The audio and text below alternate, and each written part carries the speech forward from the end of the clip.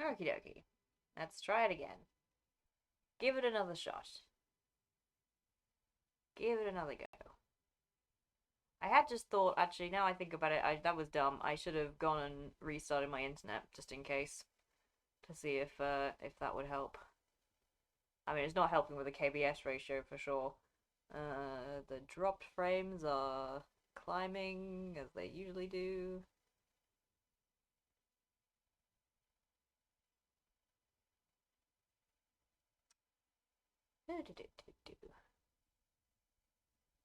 And it seems like it would be interesting if we just had Honeybee in. That was all we had in the whole, the only person we had in this one. We're back. Yes. Now, how is the delay? I'm saying it now. When did you hear me say now?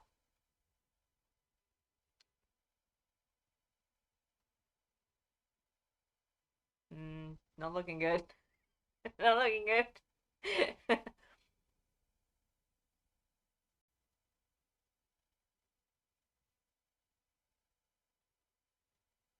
No, it's not looking good at all.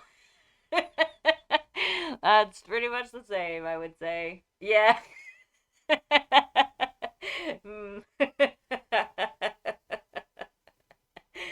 Hmm. Yes.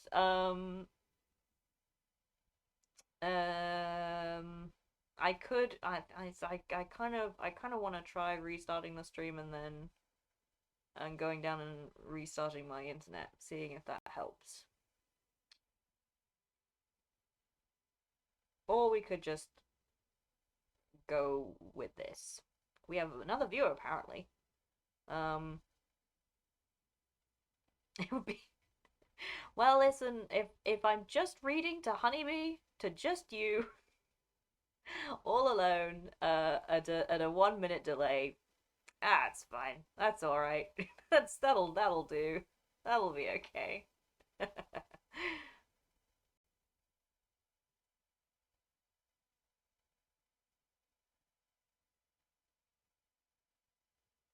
I mean, I take that bullet. That's fine. I'm happy with that. Yeah, you'll stream. Just for honeybees. Just for honeybees is the stream today. Just for you. The preamble I picked up is just for you. Nobody else. Ideal, exactly. It's really all I'm here to do is make a good Monday evening for honeybee specifically. That's all I'm here for.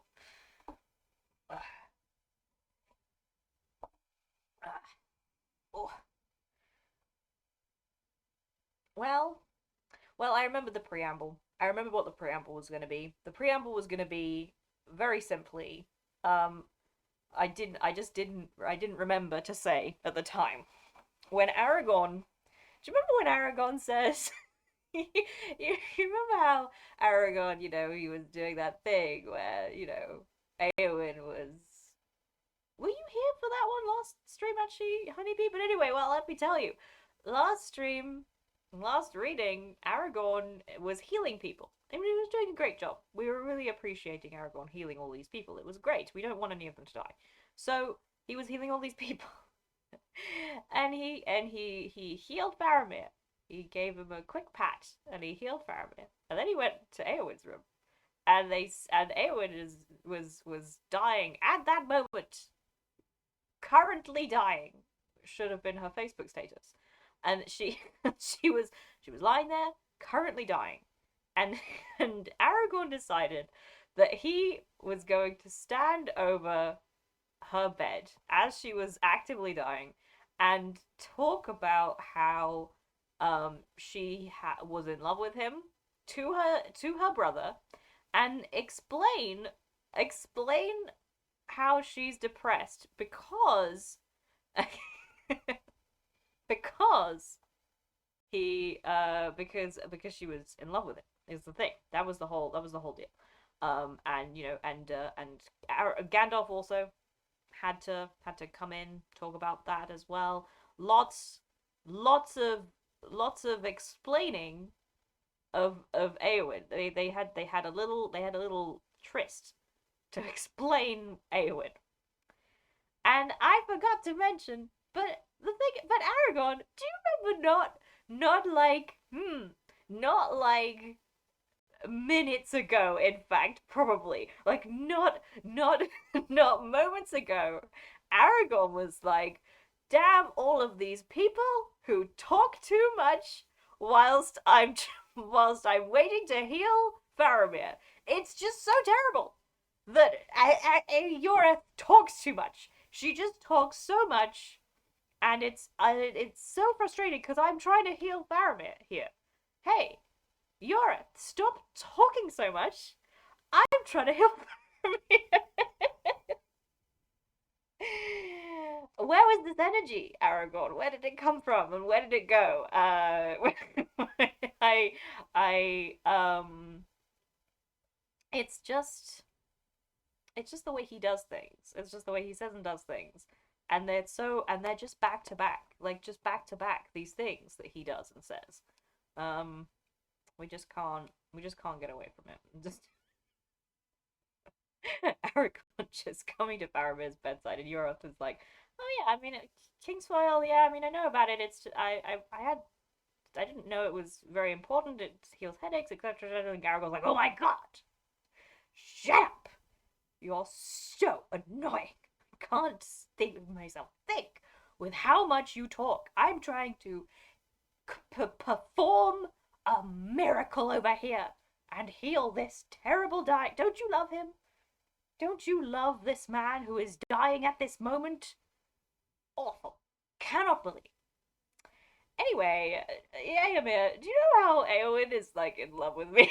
And it's just so terrible for me. It's been really gutting me this whole time, knowing that Eowyn is so in love with me. And no, she's dying. It's okay. I'll get to it. No, but the thing is that she's so, and she was trapped. You see, and Eomer, you don't understand your sister enough. You should.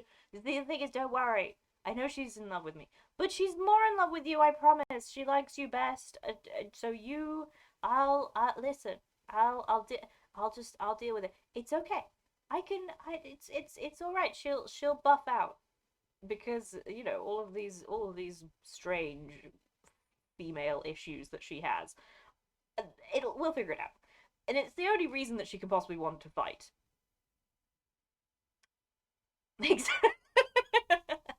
Okay, that actually does need to be in the next the next stream compilation. That one does. That one needs to. Yes.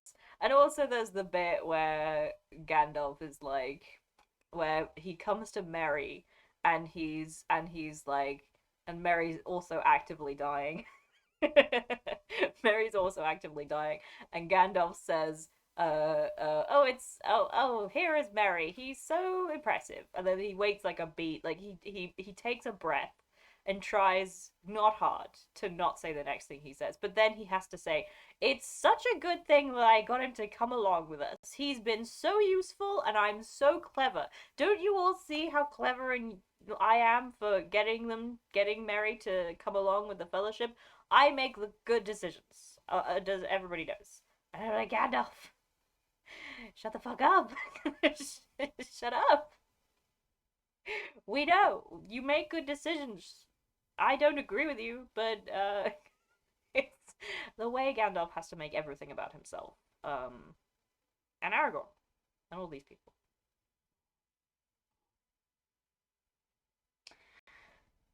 Yeah, she'll puff out. I have a very snory, sleepy little dog next to me. He's so sweet. He's so sweet and snory and sleepy.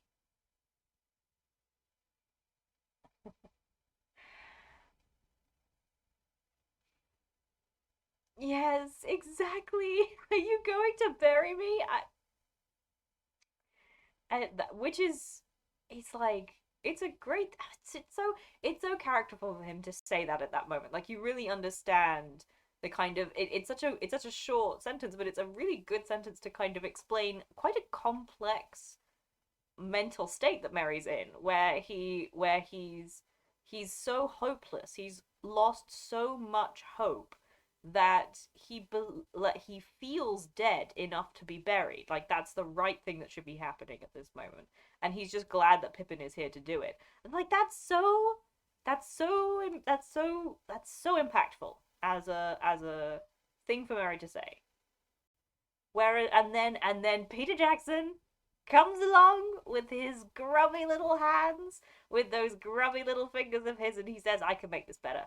I can make this better. I can make this um not about that. I can make this about uh like kind of queer baiting. It's not queer baiting enough. We need to add in more of this so that uh so that Warner Brothers can get more money, I guess. I don't know. But no, Mary says, "Are you going to leave me in the films?" And it's like, sure, whatever, I guess. Sure, okay, fine. Like, oh yes, no, sorry, I'm sorry.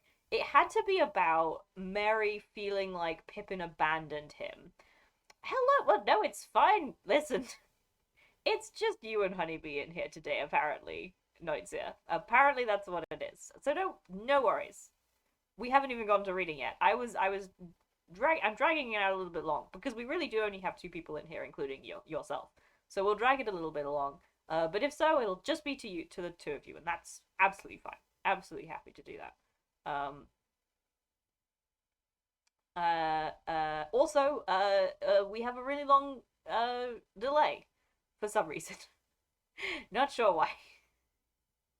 Not sure why this delay is so long, but if it's not buffering for anybody, we're gonna keep going with it. Um, but yes, so yes, they had to.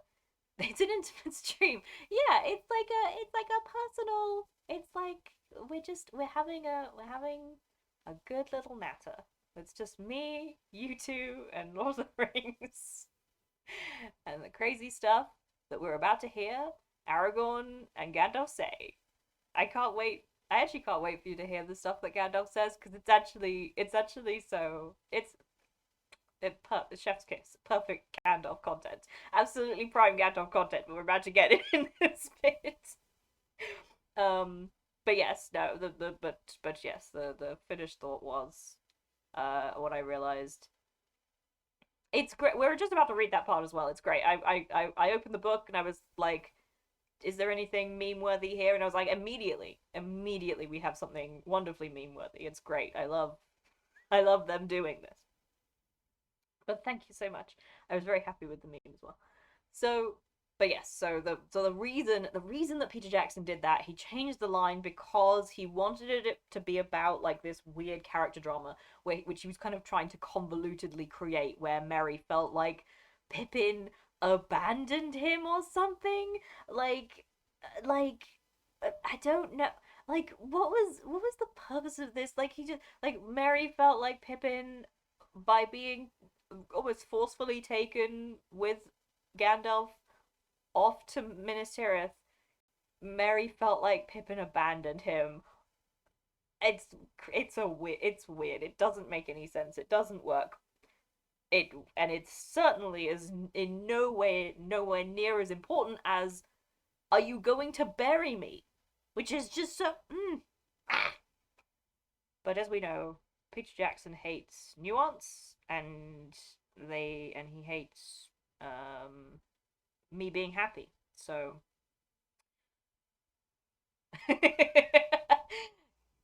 listen, this feels like my perfect environment. I feel like this is my perfect environment actually. Is just a very darkened theater listening to me passionately talk about Lord of the Rings Online. He does kind of, doesn't he? He does. I mean, what happens in the books? It's not been that long since I read it, but admittedly it is vanished from my head. Well, because I mean, almost in the books it's kind of slightly more because they're not actually at Edoras at the time. Gandalf, Gandalf like leaves them as they're coming back from Isengard. So they're actually like they're like in the mid they're like camping. It was in the middle of the night, and then Pippin looks into the Palantir, and then like that moment Gandalf is like, right, we gotta go, and I'm taking you with me. So I'm pretty sure both times Gandalf does fully kidnap Pippin. But what it's that's what it is. What it is. Wizards be doing wizards. They be doing their wizard stuff. All right, it's been like nearly half an hour. We might as well get started. He does. Yeah, it's true. He just yoinks him up without even his back. So actually, really, in the book, it's kind of more. He kidnaps him more in the book than he does in the films. But I mean, that's the point. In the films, Gandalf is nice. And in the book, he is not. In any way, shape, or form, a nice man. But yeah, let's just let's get started. Let's hear. I think you know what I think. I think Gimli and Legolas would be very good at like a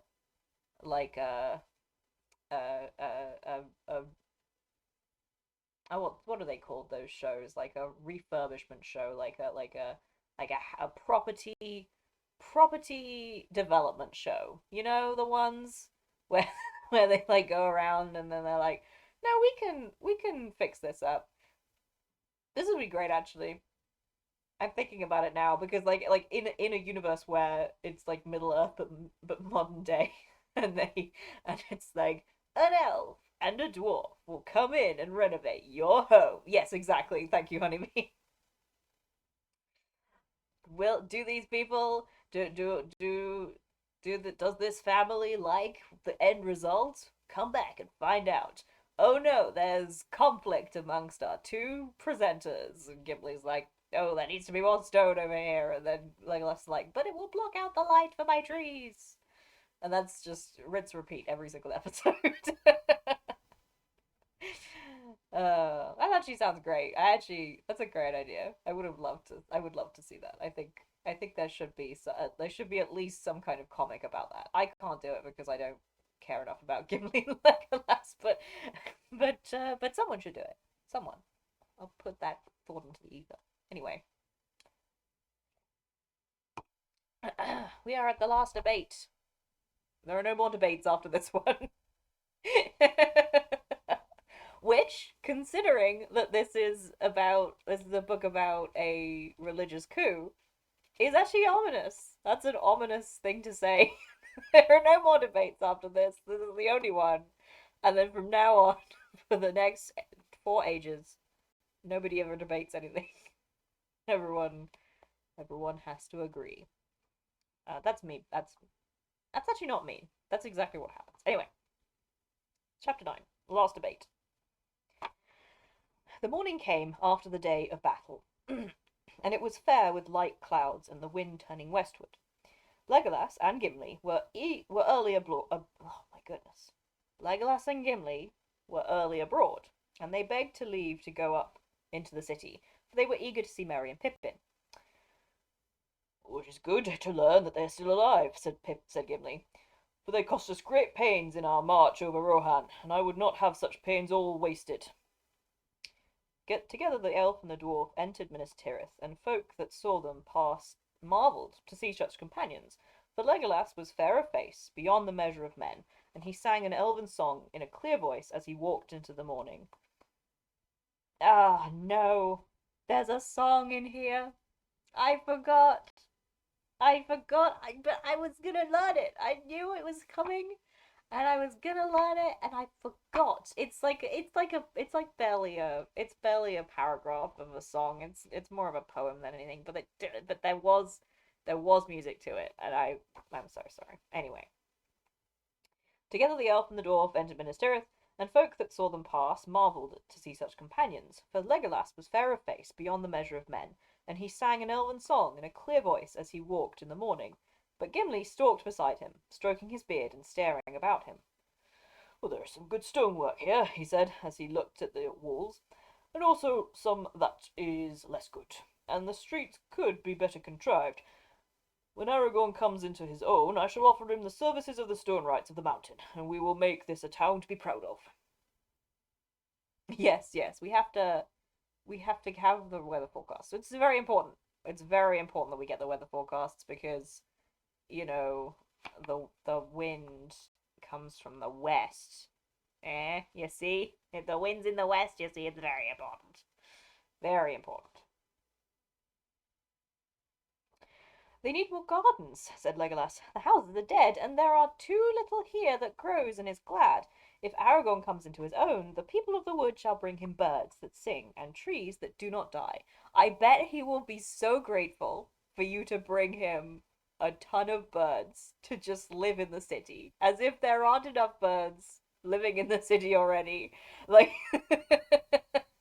yes, a town.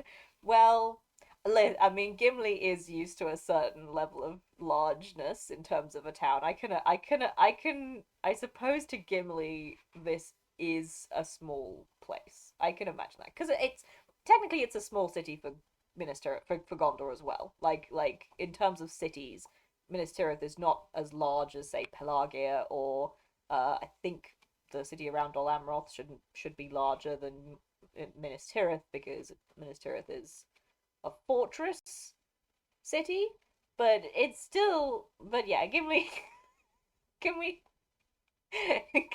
we not?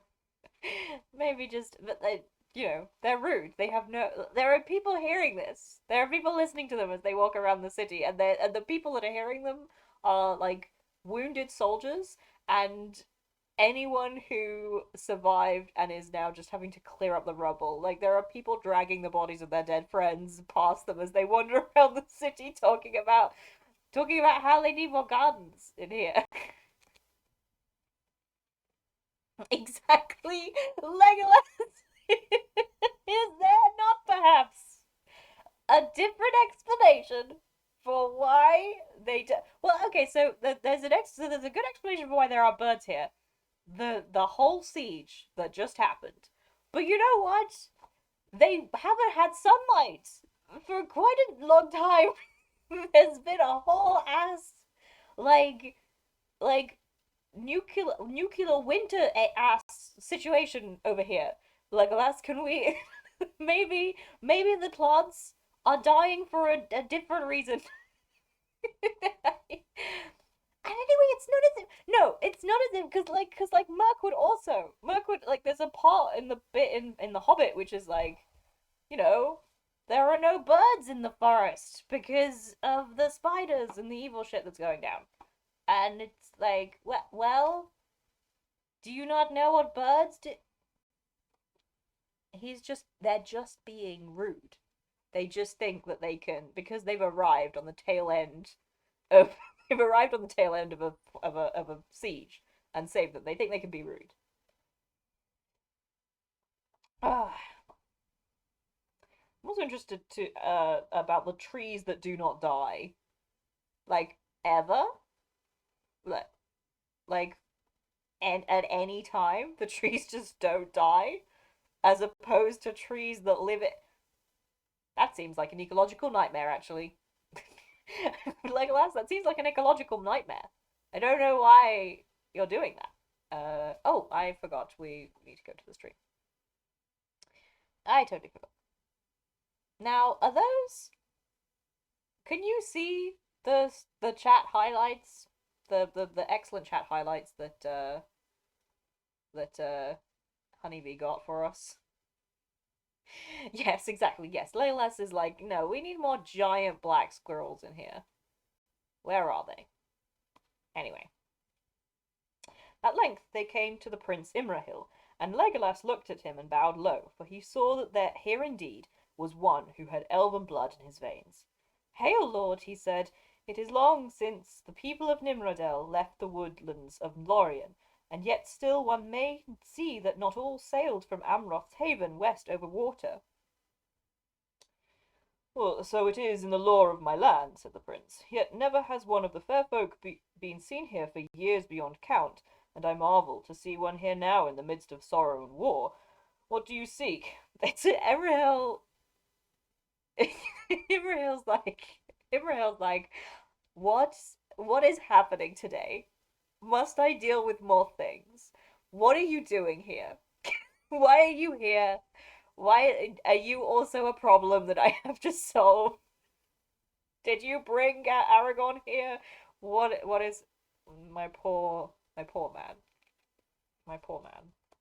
Also, again, this is a joke I made a long time ago, but it's just very funny to me.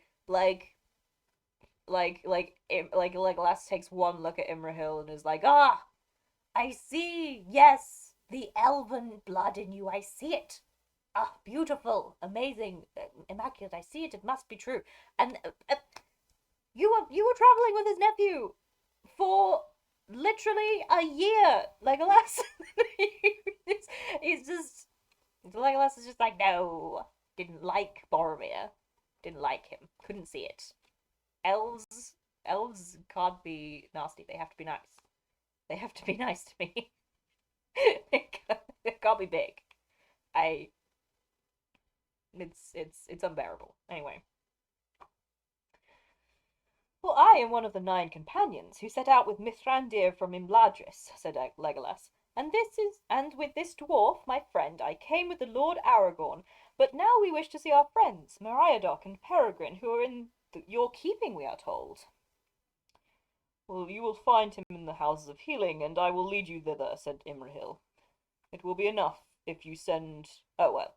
Well, it will be enough if you send one to guide us, Lord, said Legolas, for Aragorn sends this message to you. He does not wish to enter the city again this time, yet there is need for the captains to hold council at once, and he prays that you and Eomer of Rohan will come down to his tents as soon as may be.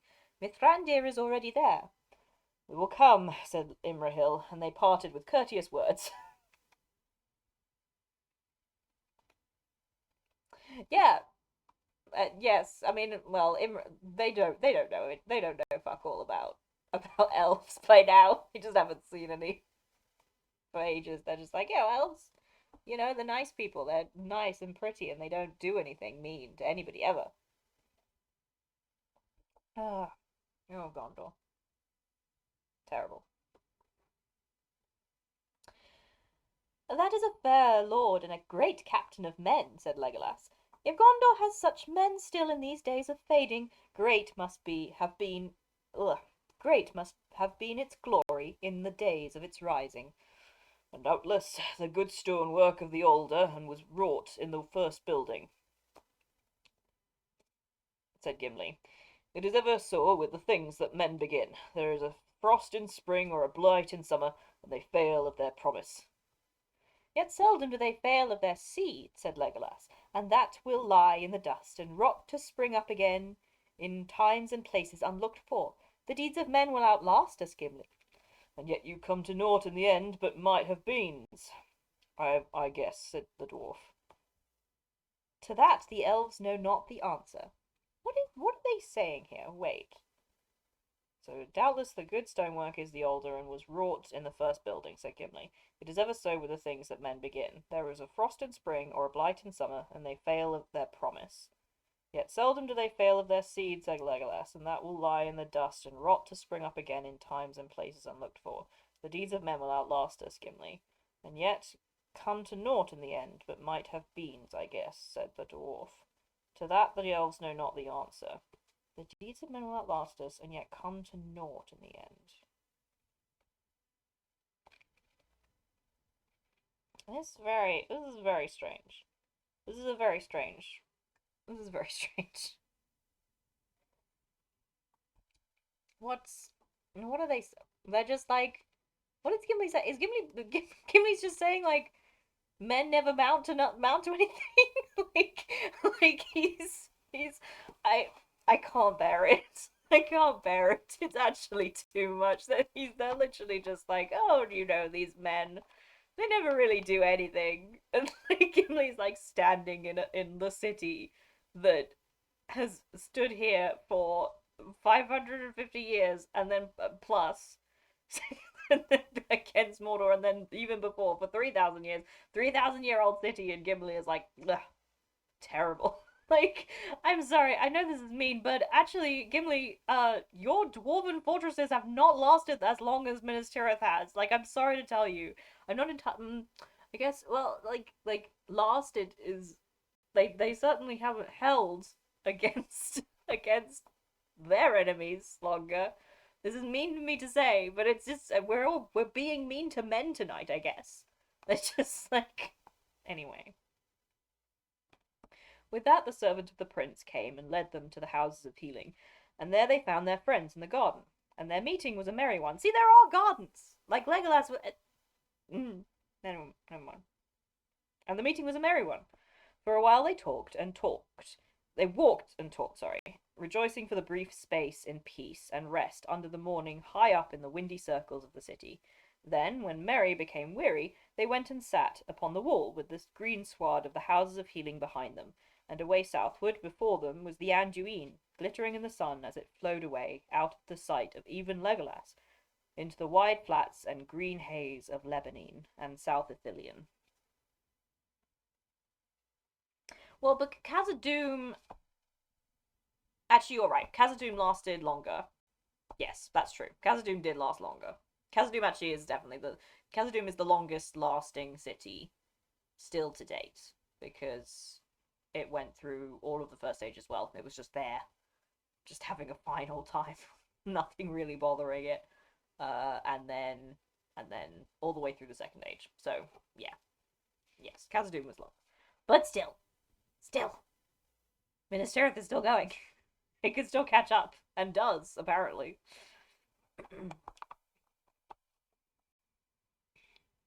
And now Legolas fell silent, while the others talked, and he looked out against the sun, and as he gazed he saw white seabirds beating up the river. "Look," he cried, "gulls! They are flying far inland. A wonder they are to me, and a trouble to my heart. Never in all my life had I met them, until we came to Pelagia, and there I heard them crying in the air as we rode to the battle of the ships. Then I stood still, forgetting war in Middle-earth, for their wailing voices spoke to me of the sea. Oh, the sea! Alas, I have not yet beheld it, but deep in the hearts of all my kindred lies the sea-longing, which it is perilous to stir. Alas, for the gulls! No peace shall I have again under the beech or under elm." "Oh, say not so," said Gimli. "There are countless things still to see in Middle-earth, and great works to do. But if all the fair folk take to the havens, it will be a duller world for those who are doomed to stay." "Dull and dreary indeed," said Merry. "You must not go to the havens, Legolas. There will always be some folk, big or little, and even a few wise dwarves like Gimli who need you. At least I hope so, though I feel somehow that the worst of this war is still to come. How I wish it was all over, and well over." "Don't be so gloomy," cried Pippin. "The sun is shining, and here we are together for a day or two at least. I want to hear more about you all. Come, Gimli, you and Legolas have mentioned your strange journey with Strider about a dozen times already this morning, but you haven't told me anything about it." "Well, the sun may shine here," said Gimli, but there are memories of that road that I do not wish to recall out of the darkness. Had I known what was before me, I think that not for any friendship would I have taken the paths of the dead." "The paths of the dead?" said Pippin. "I heard Aragorn say that, and I wondered what he could mean. Won't you tell us some more?" "Not willingly," said Gimli, "for upon that road I was put to a shame. Gimli, Glowinson, who had deemed himself more tough than men, and hardier under earth than any elf. But neither did I approve, and I was held to the road only by the will of Aragorn." "And by the love of him also," said Legolas. "For all those who come to know him come to love him after their own fashion. Even the cold maiden of the Rohirrim." Oh my god! We're buddies. We're still talking about it. Everyone and their mother knows about Eowyn's crush. Astounding that this woman didn't wake up and then immediately be like, "Oh, you all know? I think I'll die of embarrassment now. I think I'd rather be dead, actually. I can't believe you've done this to me."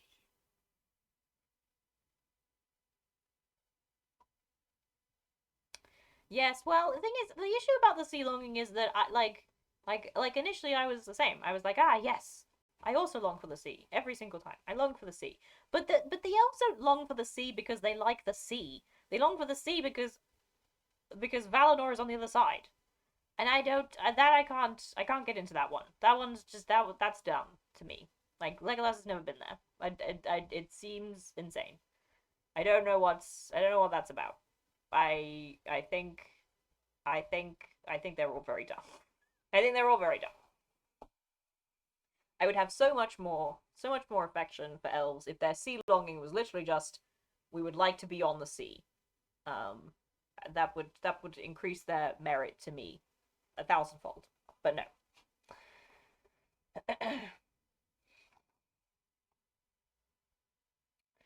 uh, oh yes, of course, yes. It was at early morn of the day ere you came there, Mary, that we left Dunharrow, and such a fear was on all the folk that none would look on our going, save the Lady Eowyn, who lies now hurt in the house below. There was grief at that parting, and I was grieved to behold it. Alas, I had heart only for myself, said Gimli. Nay, I will not speak of that journey. He fell silent, but Pippin and Merry were so eager for news that at last Legolas said, I will tell you enough for your peace, for I felt not the horror, and I feared not the shadows of men, powerless and frail as I deemed them. I, I will get through this, it's fine. Swiftly then he told of the haunted road under the mountains, and the dark tryst at Erech, and the great ride thence, 90 leagues and 3 to Pelargir on Anduin. 4 days and nights, and on into a fifth we rode, from the Black Stone, he said, and lo, in the darkness of Mordor my hope rose, for in that gloom the shadow host seemed to grow stronger and more terrible to look upon. Some I saw riding, some striding, yet all moving with the same great speed. Silent they were, but there was a gleam in their eyes. In the uplands of Lamedan they overtook our horses and swept round us, and would have passed us by if Aragorn had not forbidden them. At his command they fell back. Even the shades of men are obedient to his will, I thought. They may serve his needs yet. Wow. Can you can you imagine a blessed situation where that was the reason? The elves were just like, God, I want to. I'm so desperate to kill a sea monster. It makes me sad. It makes me miserable to think that I'm not by the sea and able to fight a sea monster right now. I want it so bad. I want it so bad. I'm hungry for it. But no. Such a shame. Anyway, sorry. We have to hear from Legolas is just I also quite like this. I've just realized Legolas is like, you love him too, right, Gimli? Like you love him. Like everyone falls in love with Aragorn, right? This is normal. It's normal, right? It's normal. Everyone falls in love with Aragorn. It's true, and unfortunately, he is correct. Except for Gimli. Gimli is like, no, I like him as a friend. Actually, I do. I like him. I like him very much as a friend. I do. But no, it's true. Apparently, Aragorn just out here breaking hearts. Every single goddamn person has to fall in love with him. And it's very funny. It's because Legolas is at this moment aligning his love with Eowyn's as well, which is or everyone perceives as romantic. So, so Legolas is like, can we all agree that everyone falls in love with Aragorn?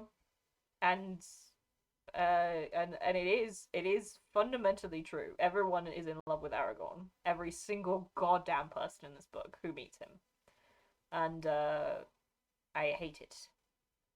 It's terrible. Even Denethor is in love with Aragorn. Like, it's terrible. It's like he hates him. He hates him. We can't get into. We can't get into it. We can't get into it. Can't get into House of the King. One day of light we rode, and then came the day without dawn, and still we rode on, and Kirill and Ringlo were crossed. And on the third day we came to Linhir above the mouths of Gilrain, and there men of Lamedan contested the fords with fell folk of Umbar and Harad, who had sailed up the river. But defenders and foes alike gave up the battle and fled when we came, crying out that the king of the dead was upon them. Only Angbor, lord of Lamedan, had the heart to abide us, and Aragorn bade him gather his folk and come behind if they dared, when the grey host had passed. At Pelargir the heir of Isildur will have need of you, he said. Thus we crossed over Gilrain, driving the allies of Mordor in rout before us, and then we rested a while, but soon Aragorn arose, saying, Lo, already Minas Tirith is assailed. I fear that it will fall ere we come to its aid. So we mounted again before night had passed, and went on with all speed that our horses could endure over the plains of Lebanon. Legolas paused and sighed, and turned his eyes southward soft and turning his eyes southward softly, he sang. I'm so sorry. Again, much apologies for not singing this one. Silver flow the streams of Kelos and Erui in the green fields of Lebanon. Tall grows the grass there, in the wind from the sea the white lilies sway, and the golden bells are shaken of Malos and Alfirin, and in the green fields of Lebanon, in the wind from the sea. Green are those fields in the songs of my people, but they were dark then, grey wastes in the blackness before us, and over the wide land, trampling unheeded the grass and the flowers, we hunted our foes through a night and a day, until we came at the bitter end to the great river at last. Then I thought in my heart that we drew near to the sea, for wide was the water in the darkness, and sea-birds innumerable cried on its shores. Alas for the wailing of the gulls! Did not the lady tell me to beware them? And now I cannot forget them. For my part, I heeded them not, said Gimli. Oh no, I'm so sorry. I'm afraid the good shit is happening while you're in class. I am so sorry. I would, I I'll hope you can keep tuning in. uh, but yes. Well, this is not the good shit. We have to listen to like also, but again, the Anduin is so big that Legolas thought he'd arrived at the sea. That's all I'm saying. It's that big. Anyway. This is unbearable. This is unbearable to read. It's much more bearable than Aragorn, of course, but it intrigues me that he calls himself the heir of Isildur when he talks to Angbor. I'm interested in that because again, like legally that is not the line that Aragorn is in calling upon when he claims the kingdom of Gondor. He has to call upon Elendil,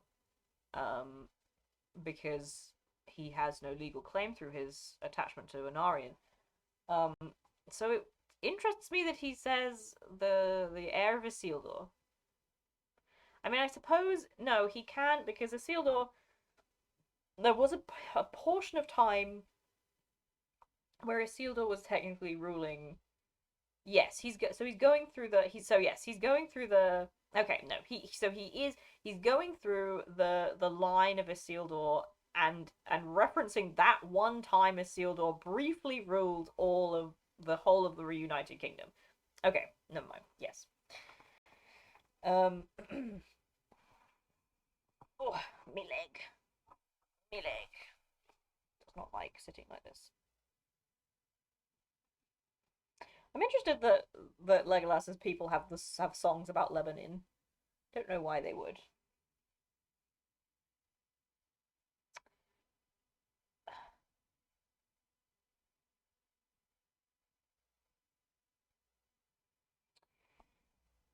Yes, for my part I heeded them not, said Gimli.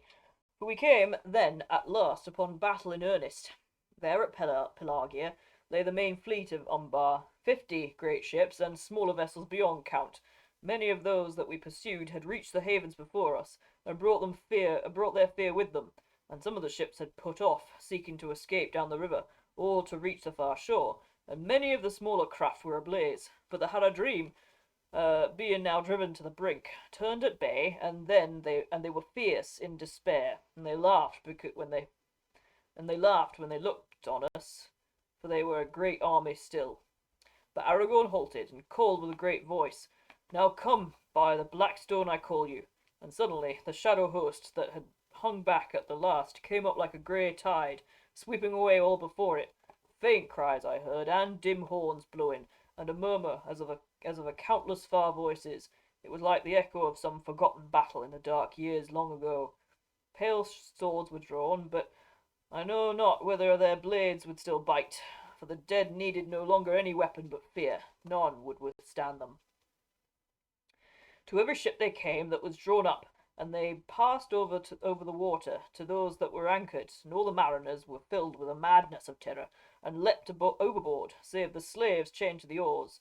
Reckless we rowed among our fleeing foes, driving them like leaves, until we came to the shore, and then to each of the great ships that remained Aragorn sent one of the Dunedain, and they comforted the captives that were aboard, and bade them put aside fear and be free. Ere that dark day ended, none of the enemy were left to resist us. All were drowned, or were fleeing south in hope to find their own lands upon foot. Strange and wonderful I thought it was that the designs of Mordor should be overthrown by such wraiths of fear and darkness. With its own weapons was it worsted. Strange indeed, said Legolas. In that hour I looked upon Aragorn and thought how great and terrible a lord he might have become in the strength of his will had he taken the ring to himself. Not for naught does Mordor fear him, but nobler is his spirit than the understanding of Sauron. Is he not of the children of Luthien? Never shall that line fail, though the years may lengthen beyond count. Beyond the eyes of the dwarves are such foretellings, said Gimli, but mighty indeed was Aragorn that day. Lo, all the Black Fleet was in his hands, and he chose the greatest ship to be his own, and he went into it. Then he let sound a great concourse of trumpets, taken from the enemy, and the shadow host withdrew to the shore.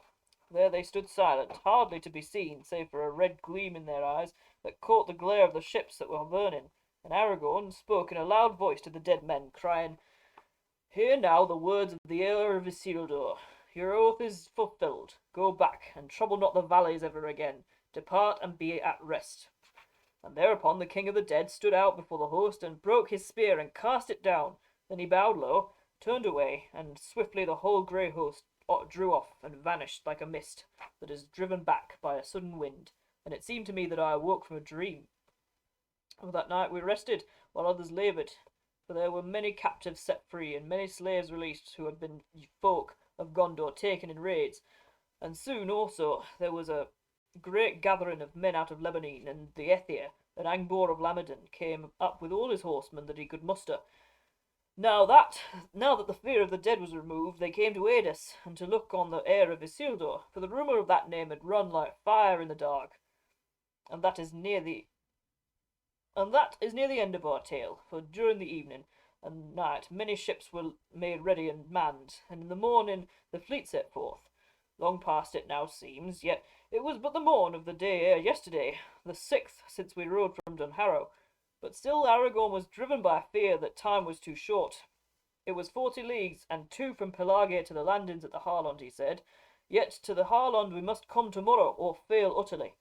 The oars were now wielded by free men, and manfully they laboured. Yet slowly we passed up the great river, for we strode against its stream, and though that was not swift down in the south, we had no help of wind. Heavy would my heart have been if all our victory at the havens, if Legolas had not laughed suddenly. Up with your beard, Durin, son, he said, for thus is it spoken, oft hope is born when all is forlorn. But what hope he saw from afar I could not tell. When night came it did but deepen the darkness, and our hearts were hot. For away in the north we saw a red glow under the cloud, and Aragorn said, Minas Tirith is burning. But at midnight hope was indeed born anew. Sea-crafty men of the Aethir, gazing southward, spoke of a change coming with a fresh wind from the east.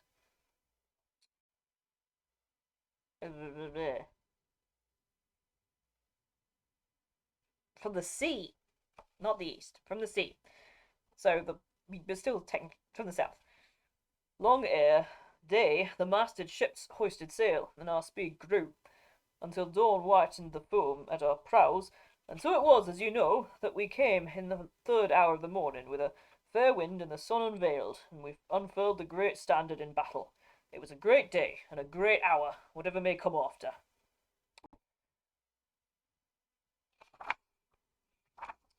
I don't know when I decided that Gimli was northern, and that you had to be subjected to my really bad northern accent, but it has happened now, and apparently I can't get rid of it, so we're gonna go ahead with it.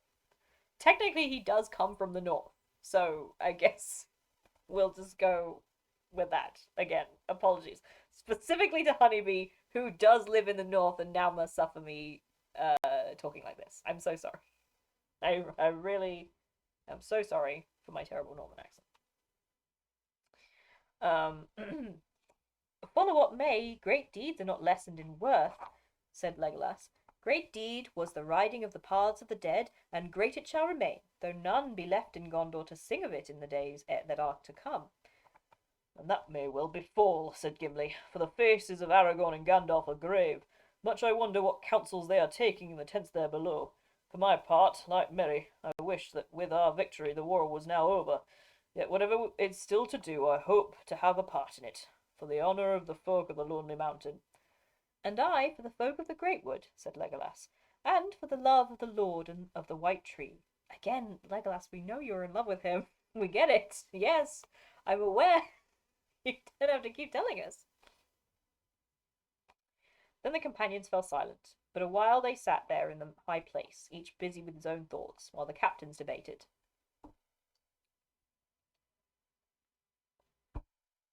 Ah, right. Let's get Prince. Actually, I think my supper is ready. I'm gonna go down and get that. So we'll have our break. I will have our break now. It's almost at the hour mark anyway. So I'll be back in a second. Ugh.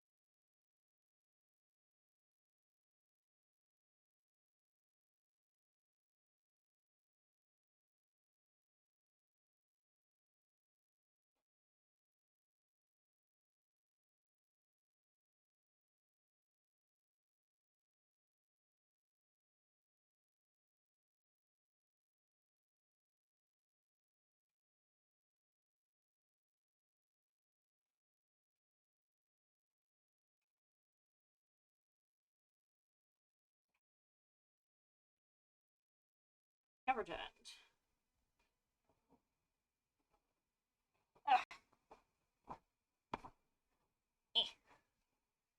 All still good? Is the stream still working for everybody?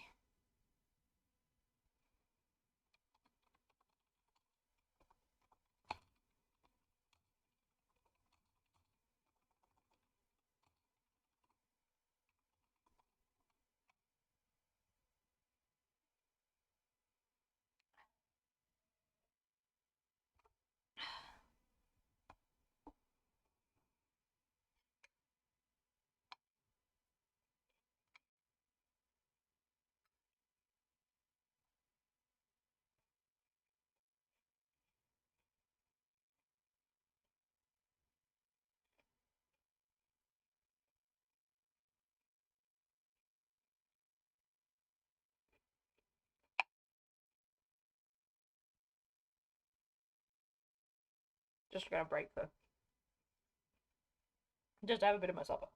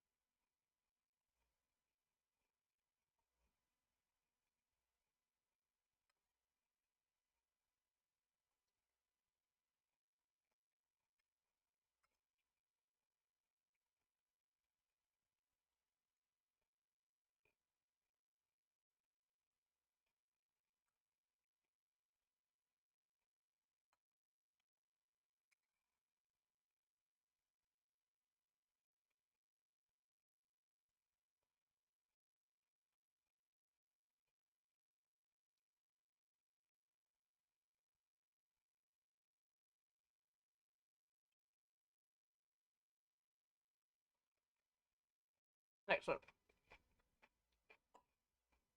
Excellent, excellent.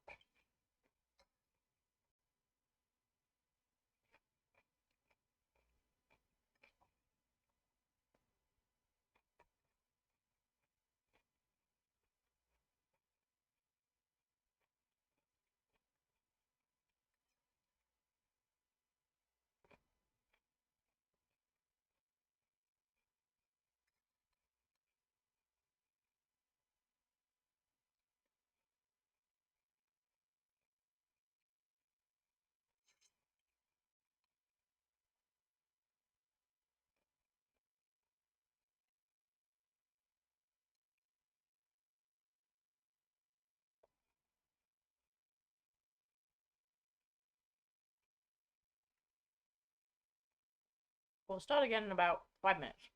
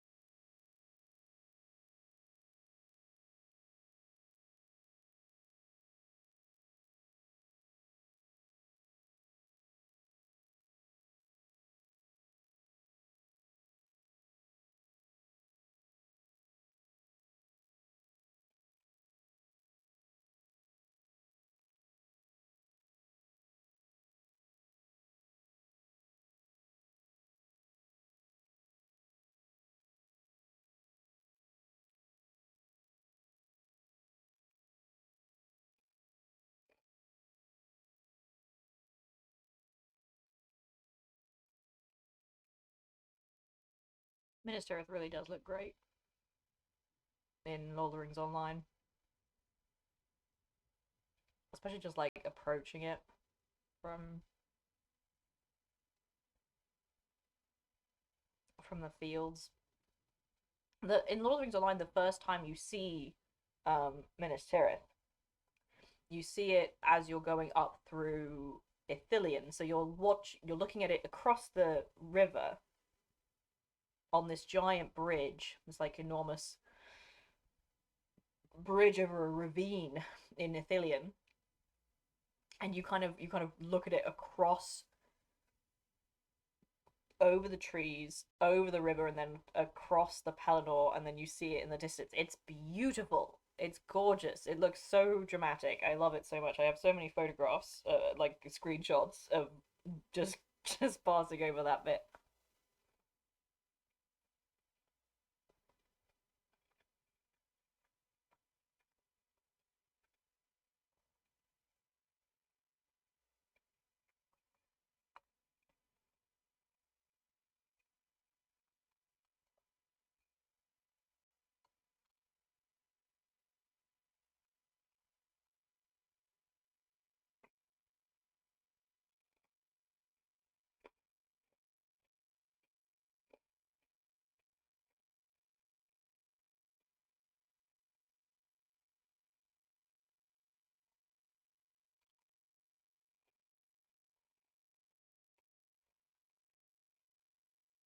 Okay,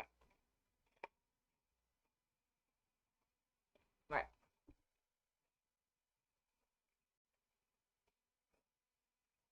Everybody, as in all two of you, are you ready to get started again?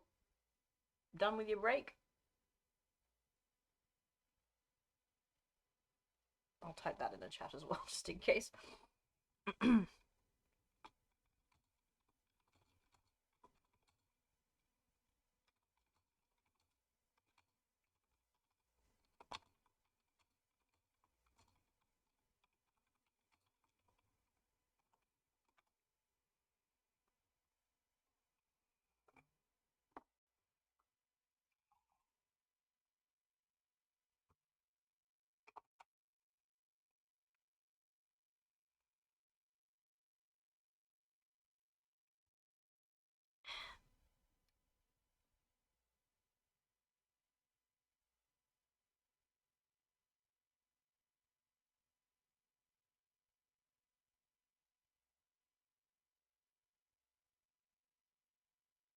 You had a little nap? Oh, I'm very glad. Well, we'll wait for Honeybee to say yay or nay.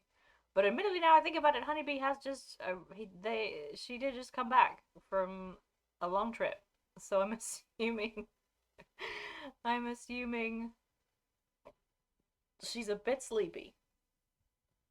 So actually, she might have fully fallen asleep and will not be will not be returning. We'll wait like another like 3 minutes. We'll wait another 3 minutes just in case. In case Honeybee comes back, but it's possible. It's possible that taken a nap themselves. Naps all around. It's yeah, like I it's so it's just so it's again it's just all the detail that went into it. Like again, the Pelennor fields are still a little bit too barren. Like they do have farms on it, but they're not like chock a block as they should be. Like it's there's still like this green pasture area with no reason for that to be there. It's not like they are farming like they're not like they're grazing animals on it or something. So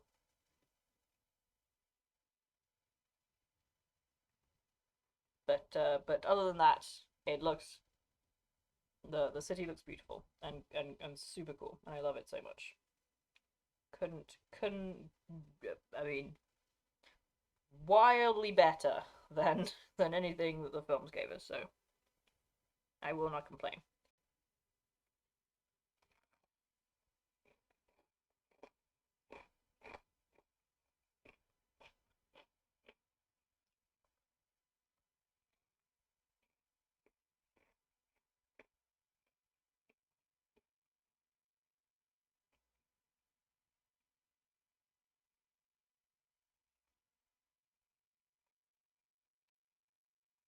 Um,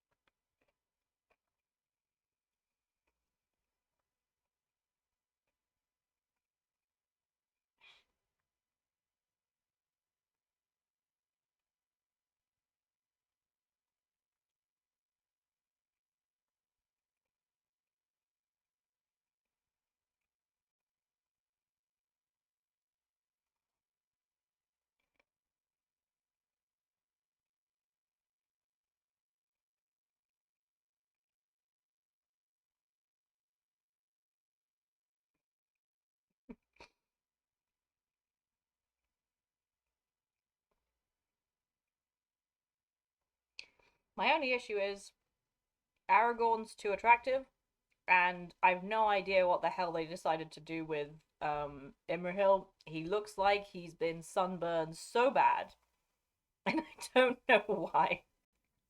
Very interesting decision, of for the way Imrahil looked, but but again, it's hard to complain. They put effort into it at least.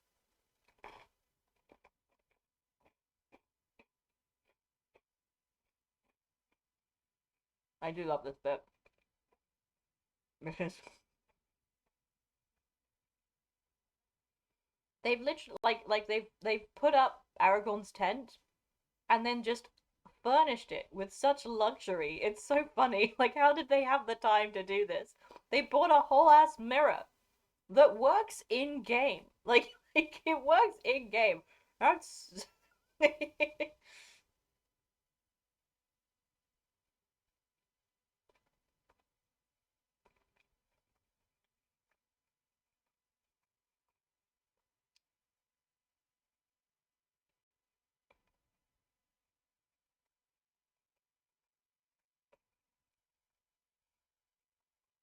Aragorn threw his boots somewhere.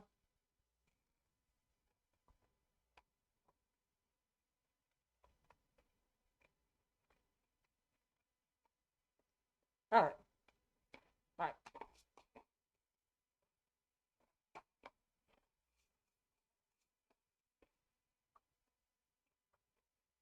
Well, looks like it's just you and me now, Noids. Let's get back into it.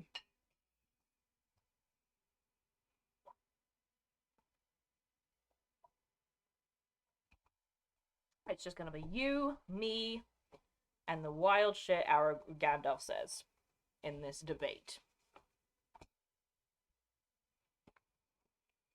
The Swan Knights, the Swan Knights in Lord of the Rings Online, perfect, absolutely ideal. The Swan motif, in just off the wall, off the shits with the Swan motif.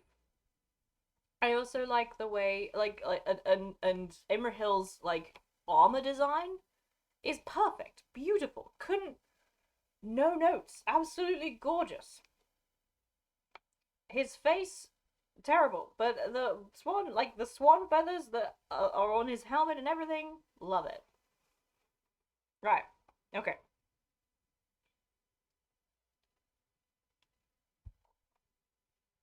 Ah. When the Prince Imrahil had parted from Legolas and Gimli, at once he sent for Éomer, and he went down with him from the city, and they came to the tents of Aragorn that were set up on the field not far from the place where King Theoden had fallen, and there they took counsel together with Gandalf and Aragorn and the sons of Elrond. "My lords," said Gandalf, "listen to the words of the steward of Gondor before he died." See, he starts off so he just goes in on it. He goes in on it anyway. So, "My lords," said Gandalf, "listen to the words of the steward of Gondor before he died. You may triumph on the fields of the Pelennor for a day, but against the power that has now arisen there is no victory. I do not bid you despair as he did, but to ponder the truth in these words. The stones of seeing do not lie, and not even the Lord of Barad-dûr can make them do so. He can, maybe, by his will choose what things shall be seen by weaker minds, or cause them to mistake the meaning of what they see. Nonetheless, it cannot be doubted that when Denethor saw great forces arrayed against him in Mordor, and more still being gathered, he saw that which truly is. Hardly has our strength sufficed to beat off the great assault, and next will be greater. This war, then, is without final hope, as Denethor perceived. Victory cannot be achieved by arms, whether you sit here to endure siege after siege, or march out to the overwhelmed beyond the river.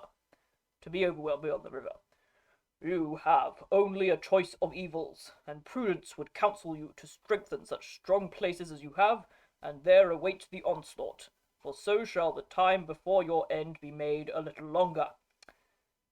Then you would have us retreat to Minas Tirith or Dol Amroth, or to Dun Harrow, and there sit like children on sandcastles when the tide is flowing? Said Imrahil.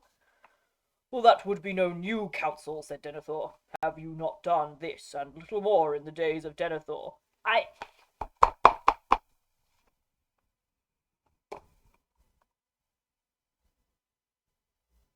I'm gonna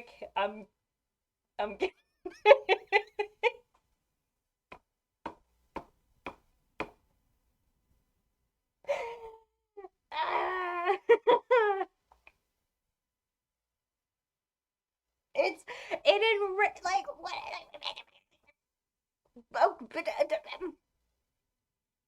So Boromir is reckless, which is bad, says Faramir, who agrees with Gandalf, and Faramir says no, we shouldn't try and defend Osgiliath because, which is also, and Denethor's like, no, we need to take Osgiliath back, but that's bad because it's all reckless or is bad, something generally bad. And then Gandalf goes to Faramir and is like, don't worry, he'll remember you, he loves you. And then but also not but also not, no, you should have been more reckless.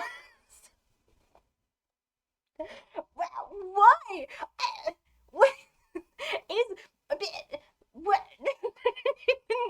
but no, because so no, it was good. You should have been more. You should have done more. Because actually, what you were doing was just strengthening your places and not doing anything to attack Mordor. You should have attacked Mordor before. But even before, but this time the only reason that they're attacking Mordor is because that Frodo has the ring. There was no other way. What the knotted thicket of Gandalf's mind is so I'll kill him. I want to beat this angel to death so bad. Oh, it's so good that there aren't too many people here, actually. It's good. It's good because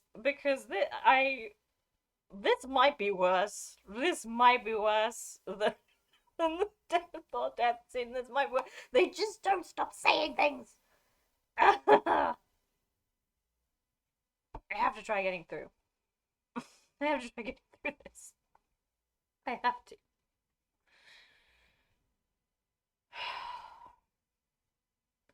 But no, I said this would be prudent. I do not counsel prudence.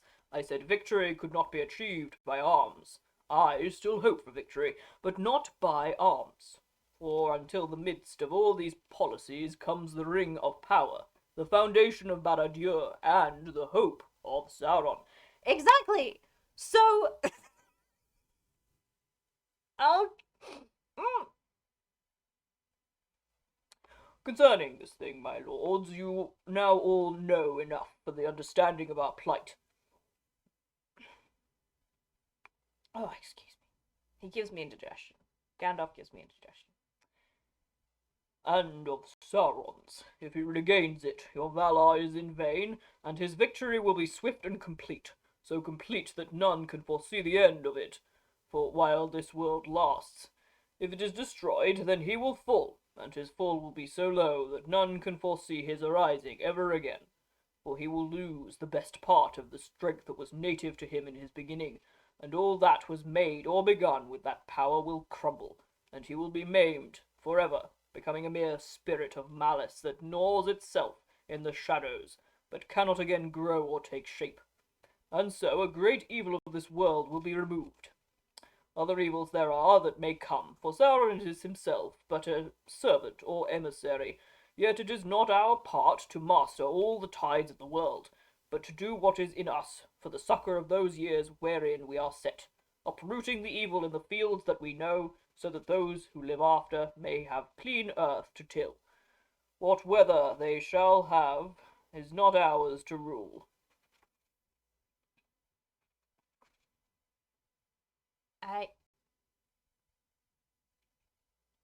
He has to just kind of give a sermon.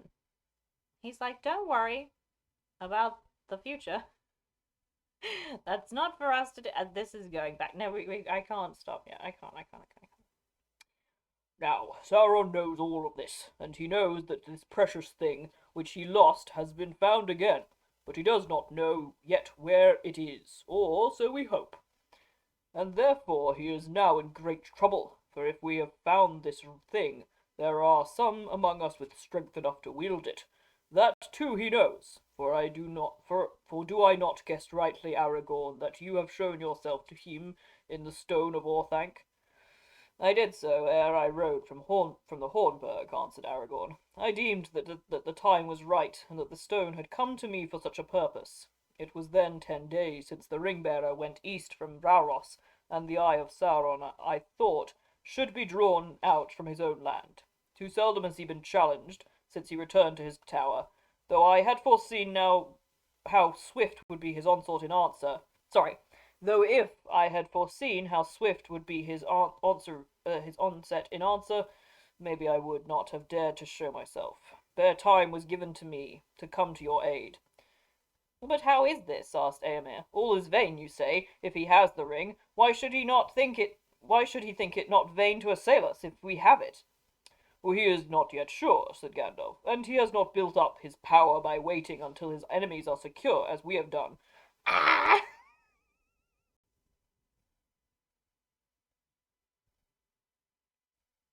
He just keeps saying it. What would they have done? What are you talking about? Gandalf said, no, you should have attacked Mordor. No, you should have tried to attack Mordor. That's what you should have been doing, actually. Did you know? Gondor should have been attacking Mordor. And, just being fine with the other things that were happening. And the other enemies that were attacking them at that time. They've just been waiting and sitting on their laurels and letting them gain strength as if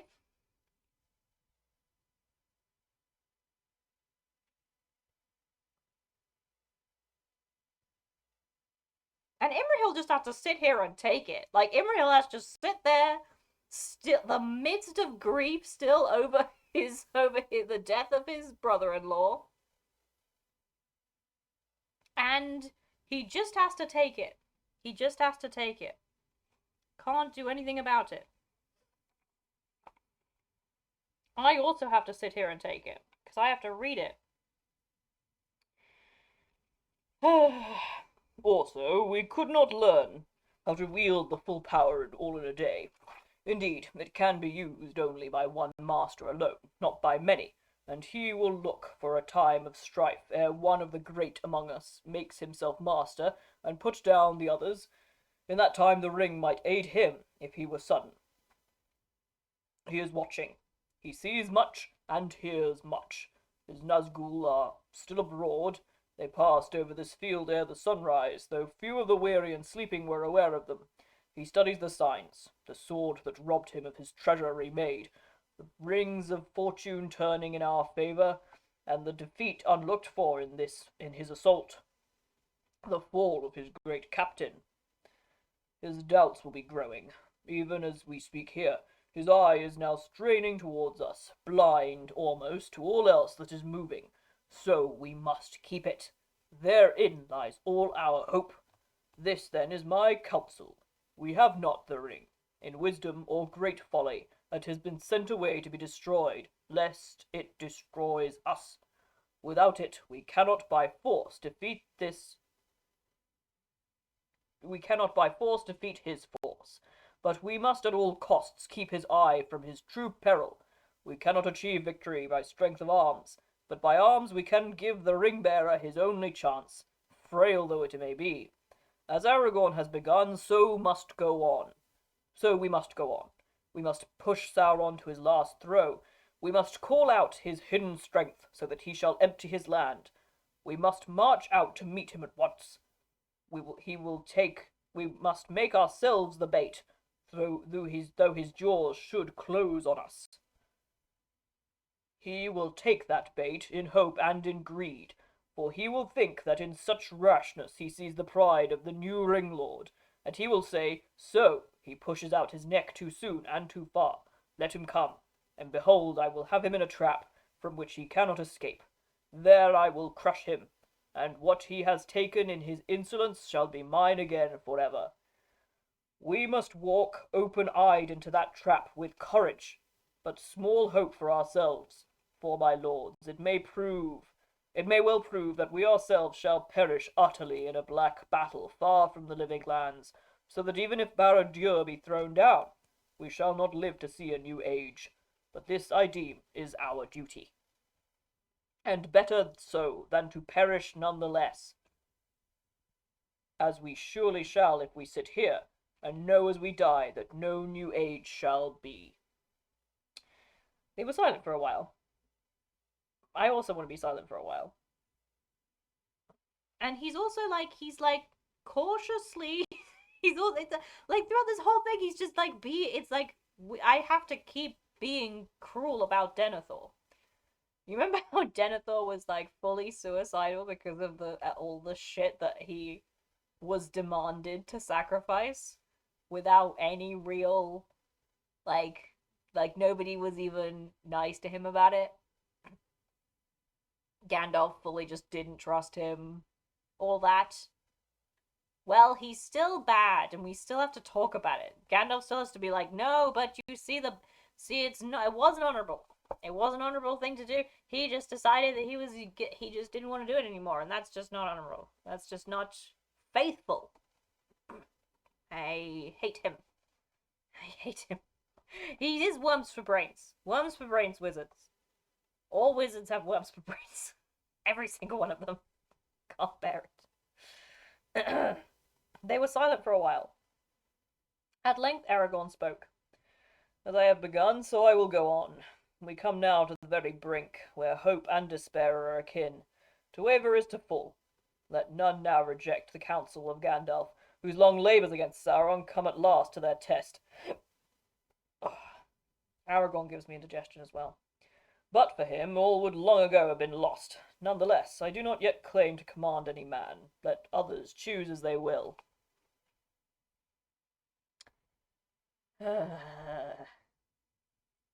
We know you're in love with him, Aragorn. We get it. You can shut the fuck up.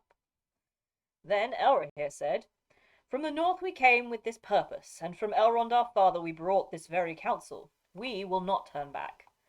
As for myself, said Eomer, I have little knowledge of these deep matters, but I need it not. This I know, and it is enough, that as my friend Aragorn succoured me and my people, so I will aid him when he calls. I will go.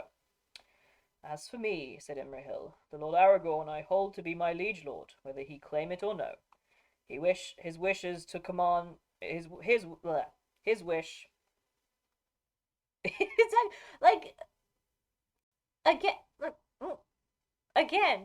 Apparently, it was bad that Gondor didn't like fully attack at Mordor.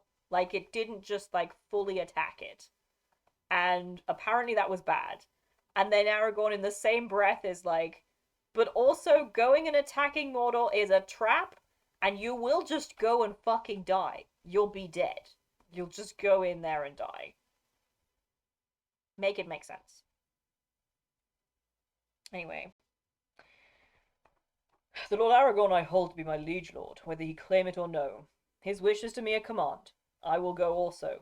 Yet for a while I stand in the place of the steward of Gondor, and it is mine to think first of its people. To prudence some heed must be given, for we must prepare against all chances, good as well as evil. Now it may be that we shall triumph, and while there is any hope of this, Gondor must be protected. I would not have us return with victory to a city in ruins, and a land ravaged behind us. And yet we learn from the Rohirrim that there is an army still unfought upon our northern flank. Well, that is true, said Gandalf. I do not counsel you to leave the city all unmanned. Indeed, the force that we lead east need not be great enough for any assault in earnest upon Mordor, as long as it be great enough to challenge battle, and it must move soon. Therefore I ask the captains, what force could we muster and lead out in 2 days' time at the latest? And they must be hardy men that go willingly, knowing their peril. All are weary, and many have wounds, light or grievous, said Éomer, and we have suffered much loss of our horses, and that is ill to bear. If we must ride soon, then I cannot hope to lead even 2,000, and yet leave as many for the defence of the city. We have not only to reckon with those fought in this field, said Aragorn. New strength is on the way from the southern fiefs, now that the coasts have been rid. 4,000 I sent marching from Pelargir through Lossarnoch 2 days ago, and Angbor the Fearless rides before them. If we set out in 2 days more, they will draw nigh ere we depart. Moreover, many were bidden to follow me up the river in any craft they could gather, and with this wind they will soon be at hand. Indeed, several ships have already come to the Harlond. I judge that we could lead out 7,000 of horse and foot, and yet leave the city in better defence than it was when the assault began. The gate is destroyed, said Imrahil, and where now is the skill to rebuild it and set it up again anew? In Erebor, in the kingdom of Dain, there is such skill, said... In Erebor, in the kingdom of Dain, there is such skill, said Aragorn. And if all our hopes do not perish, then in time I will send Gimli Glowin's son to ask for rights of the mountain. But men are better than gates, and no gate will endure against our enemy if men desert it. This then was the end of the debate of the lords, that they should set forth on the second morning from that day, with 7,000 of these might be... This then was the end of the debate of the lords, that they should set forth on the second morning from that day, with 7,000, if these might be found, and the great part of this force should be on foot, because of the evil lands into which they would go. Aragorn should find some 2,000 of those that he had gathered to him in the south, but Imrahil should find 3,500, and Éomer 500 of the Rohirrim, who were unhorsed, but themselves war-worthy, and he himself should lead 500 of his best riders on horse, and another company of 500 horse there should be, among which should ride the sons of Elrond with the Dunedain and the knights of Dol Amroth. All told, 6,000 foot and 1,000 horse, but the main strength of the Rohirrim that remained unhorsed and able to fight, some 3,000 under the command of Elfhelm, should waylay the west road against the enemy that was in Inorion. And at once swift riders were sent out to gather what news they could northwards and eastwards from Osgiliath and the roads to Minas Morgul. And when they had reckoned up all their strength and taken thought of the journeys they should make and the roads they should choose, Imrahil suddenly laughed aloud. Surely, he cried, this is the greatest jest in all the history of Gondor, that we should ride with 7,000, scarce as many as the vanguard of its army in the days of its power, to assail the mountains and the impenetrable gate of the Black Land. So might a child threaten a mail-clad knight with a bow of string and green willow. If the Dark Lord knows so much as you say, Mithrandir, will he not rather smile than fear, and with his little finger crush us like a fly that tries to sting him? No, he will try to trap the fly and take the sting, said Gandalf, and there are names among us that are worth more than 1,000 mail-clad knights apiece. No, he will not smile. Neither shall we, said Aragorn. If this be jest, then it is too bitter for laughter. Nay, it is the last move in a great jeopardy, and for one side or the other it will bring the end of the game. Then he drew Anduril and held it up glittering in the sun. You shall not be sheathed again until the last battle is fought, he said. And that's the end of that chapter.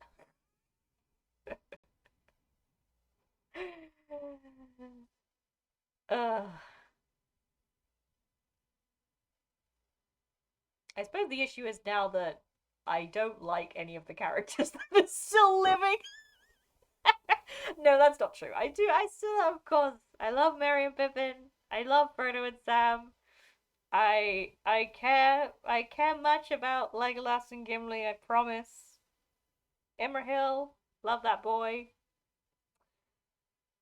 Éomer, I care ish. I do care. care some. Care some about Éomer. Éowyn, of course, but Éowyn's not going to come back again until she's being forced into a strange romance with a terrible man.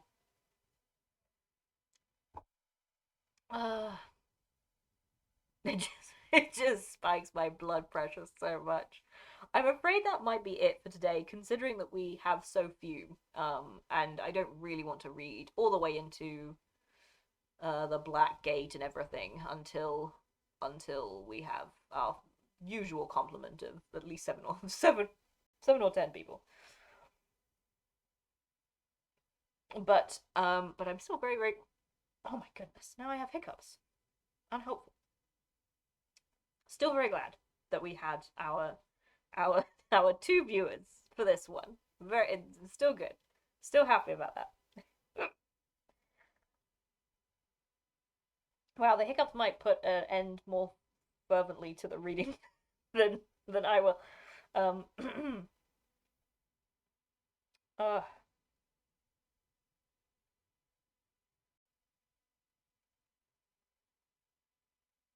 it's the backhanded compliments for me. The backhanded compliments. Denethor's like, here, listen to the wisdom of Denethor. You won't win on the Pelennor,